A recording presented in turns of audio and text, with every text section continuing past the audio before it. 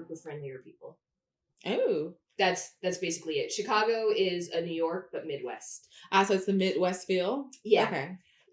So I did a photo tour when I was in Chicago, and the number of supportive people that would like, you look great, you're doing wonderful. It was like weirdly supportive. I've been in other cities where people stare at you and they're trying to figure out if you're someone, whereas there it wasn't like that. It was just like, I just want to be nice. Okay. Or walking around, the number of people that stopped you just like, I like your shoes, your hat looks good. Or if you looked lost, I feel like someone would actually try and help you out, and I would almost trust it there, depending on what area you're in, to take like that. Okay. I didn't have that feeling in New York. Like, I think if you were lost, people would be like, well, tourist. They probably wouldn't even see you. Yeah. How did you always stay downtown? What was the area? Is there like a downtown, uptown? What's the layout? Great question. So the first time I stayed by O'Hare, which I didn't love, like doing the train into the city, because ultimately I'm at a convention during all daylight hours, and then at 7 p.m. we finish and go into the city, do your dinner, and it's like midnight coming back. And I'm bold, and I tend to like throw caution to the wind when I'm traveling, but I also happen to be traveling with a woman who had children, so she's got to be alive for them. We need her to survive. So with that in mind, you'd be on the train, you're like, I don't know what areas we're passing through. I hope these are all okay. Because I never had that, well, I had one kind of sketchy feeling on the train in Chicago, but I just remember being on a train in San Francisco one night. I was there with another friend. We were going to go from Oakland into the city, and we asked like, oh, is it safe to take the train in? And the person at the hotel just paused for a good like 7 seconds and kind of looked at us and then said, yeah, it's fine. It's like Fruitvale Station. Yeah, I was like, is it fine? And then she followed it up with the line that I'll always remember. Well, there have been some stabbings. I was like, okay. So then on the train, there's like a mentally homeless. Oh, you still went after she said that, though? I mean, you didn't believe her. So here's the wind. Caution. I was like, why even ask if you're not going to listen? So you know that it can happen?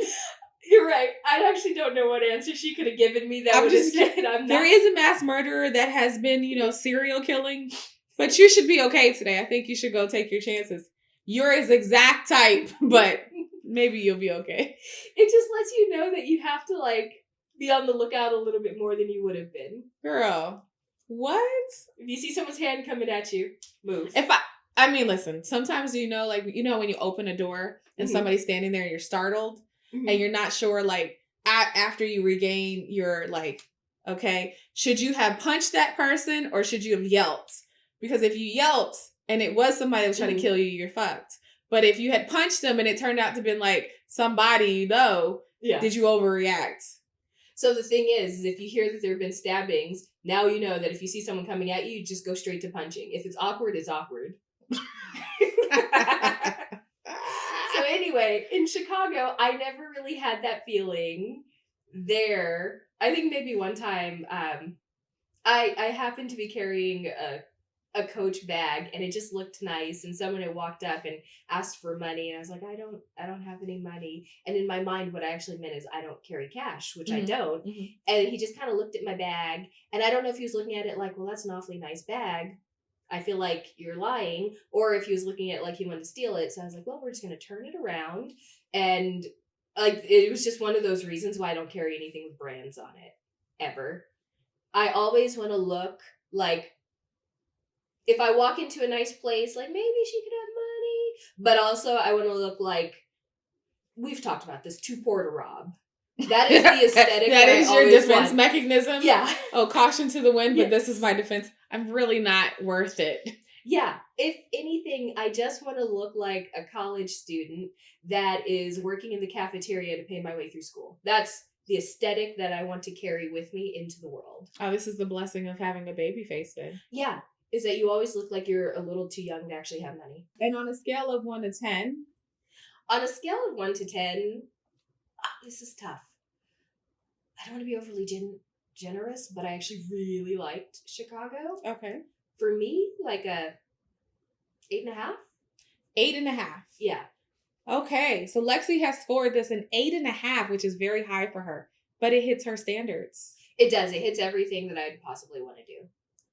Actually, you know what? In the comments, let us know if you think that Chicago is a place for a girls' trip or a guys' trip. Because I'm pretty on the fence about whether that works. Yeah, tell us about the nightlife so we can try that because I've never been, so.